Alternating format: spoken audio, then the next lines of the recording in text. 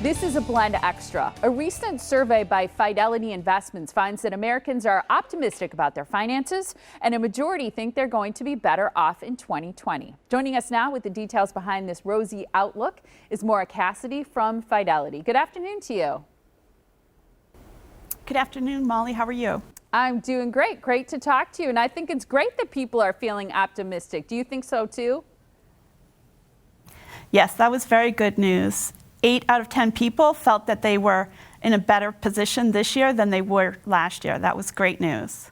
I'll say. What do you think it is that's motivating people to make financial resolutions? Right. The motivators that we saw, the top one was living a debt-free life. And that was followed closely by getting control of the daily expenses and also having a comfortable retirement. So people started to make more moves and make the decision to make financial resolutions.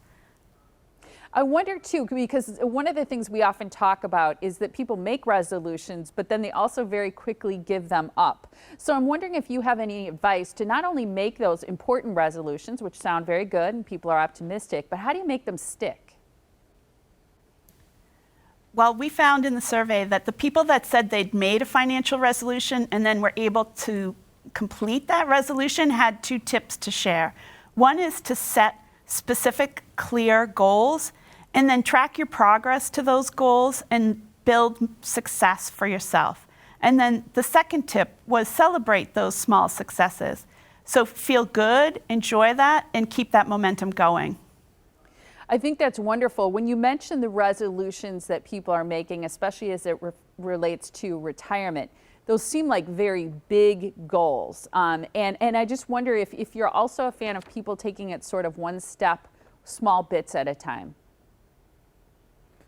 Yes, definitely. If you break it down, like pretty much any kind of resolution, like losing weight, if you break it down into smaller, clear goals, it's easier to accomplish those clear goals steadily.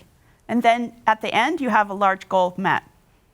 I think that's wonderful. You also mentioned celebrating the goals and feeling good about it along the way. Now, if people are going to lose weight, sometimes they think about celebrating with food, which seems sort of counterproductive. I also wonder if when people try to celebrate a financial goal, if they also think, oh, now I'm going to spend some money because I've saved a little bit. So you kind of have to probably be careful with the celebration part. Yes. It doesn't necessarily equate to spending money, but yes, celebrate it, give yourself a pat on the back, enjoy the accomplishment, and keep yourself motivated. So if people are trying to set some resolutions and make them stick for 2020 as it relates to their finances, how can they start the process, or where should they go for more information or sort of a how-to guide?